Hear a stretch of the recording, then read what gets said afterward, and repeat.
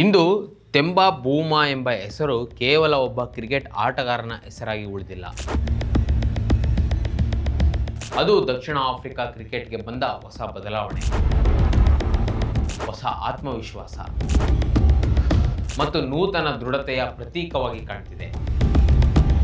ವಿಶ್ವಕಪ್ನಂತಹ ಪ್ರಮುಖ ಟೂರ್ನಿಗಳಲ್ಲಿ ಪದೇ ಪದೇ ಕೈಚೆಲ್ಲುತ್ತಿದ್ದ ದಕ್ಷಿಣ ಆಫ್ರಿಕಾ ಇದೇ ನಾಯಕನ ನಾಯಕತ್ವದಲ್ಲಿ ತನ್ನ ಹಳೆಯ ಚೋಕರ್ಸ್ ಹಣೆಪಟ್ಟಿಯನ್ನು ಕಳಚಿ ಲಾರ್ಡ್ನಲ್ಲಿ ಇತಿಹಾಸ ಬರೆದಿತ್ತು.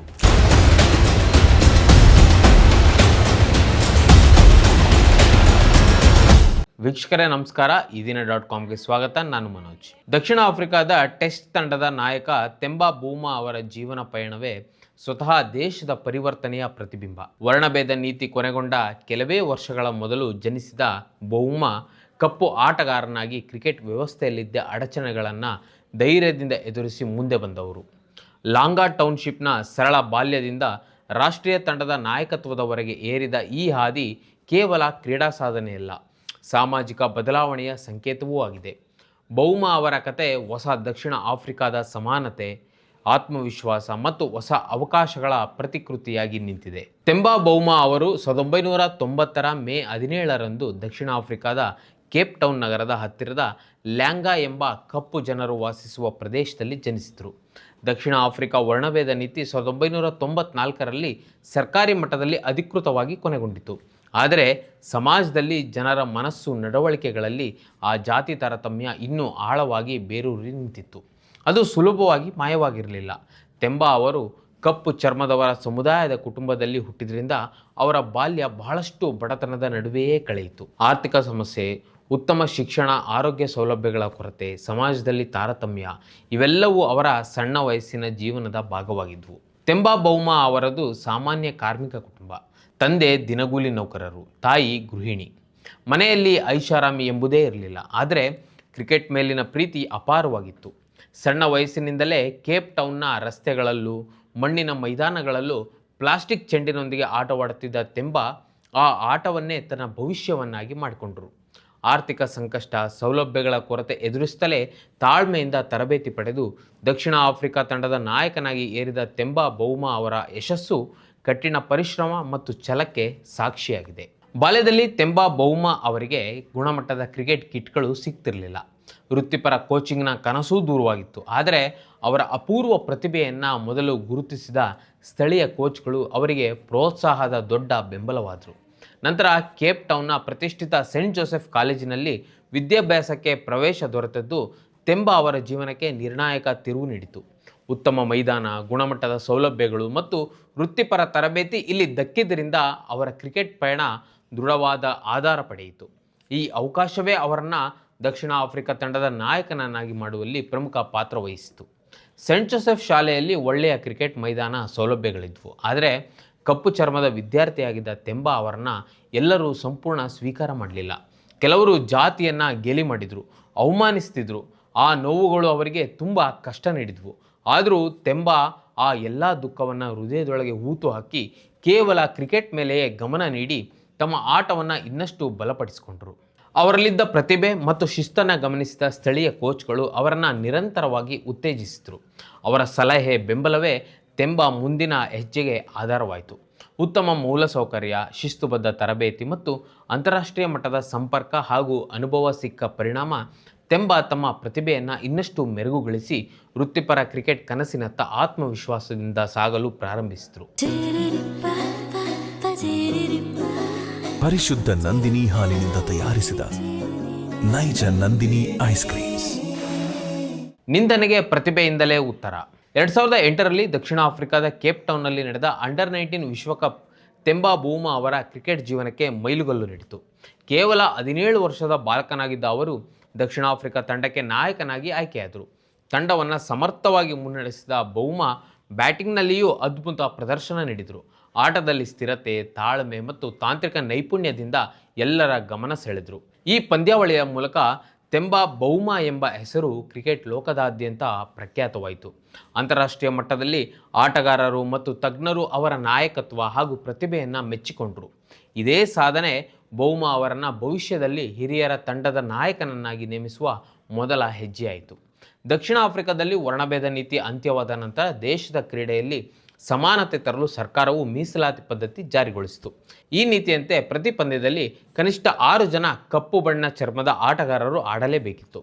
ಉದ್ದೇಶ ಒಳ್ಳೆಯದೇ ಆಗಿದ್ರೂ ಆಡಳಿತದಲ್ಲಿದ್ದ ಬಿಳಿಯರು ಈ ನೀತಿಯ ಬಗ್ಗೆ ಬೇಕಂತಲೇ ವಿವಾದ ಉಂಟು ಮಾಡಿದರು. ತೆಂಬಾ ಬೌಮಾ ಅವರು ಪ್ರಥಮ ಮತ್ತು ಅಂತಾರಾಷ್ಟ್ರೀಯ ಮಟ್ಟದಲ್ಲಿ ಅತ್ಯುತ್ತಮ ಪ್ರದರ್ಶನ ನೀಡುತ್ತಿದ್ದರೂ ಅವರನ್ನ ಮೀಸಲಾತಿ ಆಟಗಾರ ಎಂದೇ ಕೆಲವರು ಕರೆಯುತ್ತಿದ್ದರು. ಅಂದರೆ ನೀನು ಪ್ರತಿಭೆಯಿಂದಲ್ಲ, ಕೇವಲ ಚರ್ಮದ ಬಣ್ಣದಿಂದ ತಂಡಕ್ಕೆ ಬಂದಿದ್ದೀಯಾ ಎಂಬ ಆರೋಪ ಕೇಳಿಬರ್ತಿತ್ತು.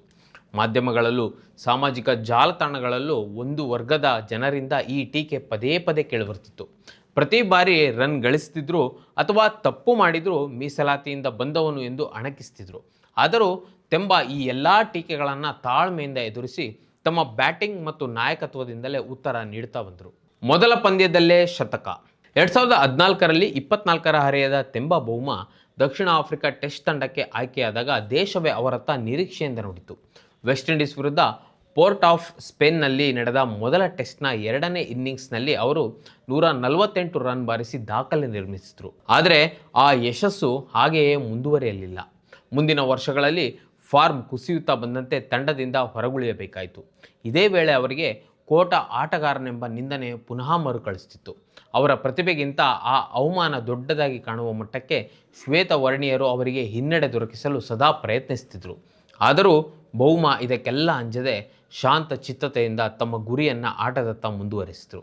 2019ರಲ್ಲಿ ತಂಡಕ್ಕೆ ಮರಳಿ ಬಂದ ತೆಂಬಾ ತಮ್ಮ ಬ್ಯಾಟಿಂಗ್ನಿಂದ ಎಲ್ಲ ಟೀಕೆಗಳಿಗೆ ಉತ್ತರ ನೀಡಿದರು. ಮುಂದೆ ನಾಯಕತ್ವವನ್ನು ವಹಿಸಿಕೊಂಡರು. 2019ರ ವಿಶ್ವಕಪ್ನಲ್ಲಿ ದಕ್ಷಿಣ ಆಫ್ರಿಕಾ ತಂಡದ ಕಳಪೆ ಪ್ರದರ್ಶನದ ನಂತರ ದೇಶದಲ್ಲಿ ಕಪ್ಪು ಆಟಗಾರರ ನಾಯಕತ್ವದ ಬಗ್ಗೆ ತೀವ್ರ ಚರ್ಚೆ ಶುರುವಾಯಿತು. ಈ ಸಂದರ್ಭದಲ್ಲಿ ತೆಂಬಾ ಬೌಮಾ ಇವನ್ನೆಲ್ಲವನ್ನ ದಿಟ್ಟವಾಗಿ ಎದುರಿಸಿದರು. ನಾನು ಕಪ್ಪು ಆಟಗಾರನಾಗಿರುವುದಕ್ಕೆ ನನಗೆ ಹೆಮ್ಮೆ ಇದೆ, ಆದರೆ ನಾನು ಕ್ರಿಕೆಟ್ ಆಡುವುದು ಕೇವಲ ಕ್ರಿಕೆಟಿಗಾಗಿ ಹಾಗೂ ದಕ್ಷಿಣ ಆಫ್ರಿಕಾ ದೇಶಕ್ಕಾಗಿ ಮಾತ್ರ.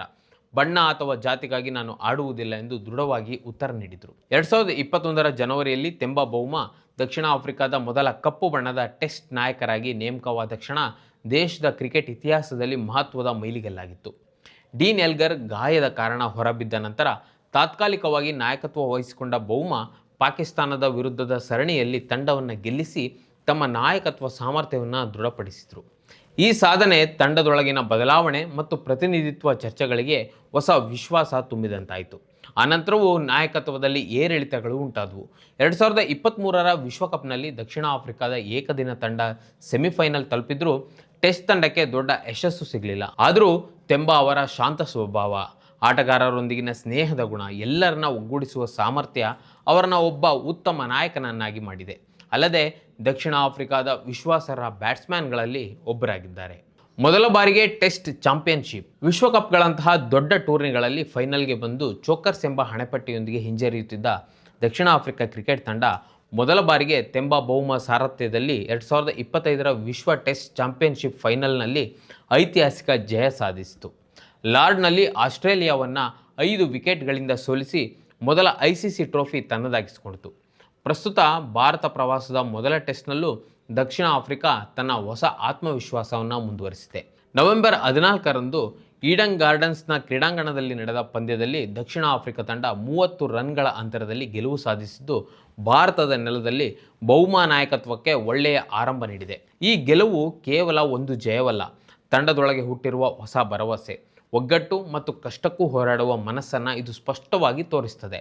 ಇವೆಲ್ಲವನ್ನ ಮುನ್ನಡೆಸಿರುವುದು ತೆಂಬಾ ಬೌಮಾ. ತೆಂಬಾ ಕ್ರಿಕೆಟ್ ಸಾಧನೆ. ತೆಂಬಾ ಬೌಮಾ ಅವರ ಕ್ರಿಕೆಟ್ ಪ್ರಯಾಣ ಅಂಕಿ ಅಂಶಗಳನ್ನಷ್ಟೇ ಹೇಳುವ ಕಥೆಯಲ್ಲ, ಅದು ಧೈರ್ಯ, ಪರಿಶ್ರಮ ಮತ್ತು ಬದಲಾವಣೆಯ ಸಂಕೇತ. ಇಲ್ಲಿಯ ತನಕ ಅವರು 3 ಮಾದರಿಗಳಲ್ಲೂ 35.7 ಸರಾಸರಿಯಲ್ಲಿ ಒಟ್ಟಾರೆ ಸುಮಾರು 8,500 ರನ್ಗಳನ್ನು ಬಾರಿಸಿದ್ದಾರೆ. ಟೆಸ್ಟ್ನಲ್ಲಿ 65 ಪಂದ್ಯಗಳಿಂದ ಸುಮಾರು 3,766 ರನ್ಗಳು, ಇದರಲ್ಲಿ 4 ಶತಕ ಮತ್ತು 26 ಅರ್ಧ ಶತಕಗಳು ಸೇರಿವೆ. ಏಕದಿನದಲ್ಲಿ 53 ಪಂದ್ಯಗಳಿಂದ ಸುಮಾರು 1,941 ರನ್ಗಳು, ಇದರಲ್ಲಿ 5 ಶತಕಗಳು ಮತ್ತು 8 ಅರ್ಧ ಶತಕಗಳು ಒಳಗೊಂಡಿವೆ. T20 ಅಂತಾರಾಷ್ಟ್ರೀಯ ಪಂದ್ಯಗಳಿಂದ 1 ಅರ್ಧ ಶತಕದೊಂದಿಗೆ 670 ರನ್ ಪೇರಿಸಿದ್ದಾರೆ.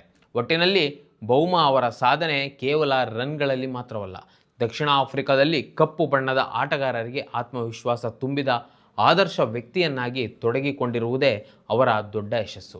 ತೆಂಬಾ ಬೌಮಾ ಅವರ ಜೀವನ ನಮಗೆ ಕಲಿಸುವ ಪಾಠ ಏನೆಂದರೆ, ಎಷ್ಟೇ ಅಡೆತಡೆ ಬಂದರೂ ಧೈರ್ಯ, ಶ್ರಮ ಮತ್ತು ನಂಬಿಕೆ ಇದ್ದರೆ ಯಾವುದೇ ಗುರಿ ದೂರವಲ್ಲ.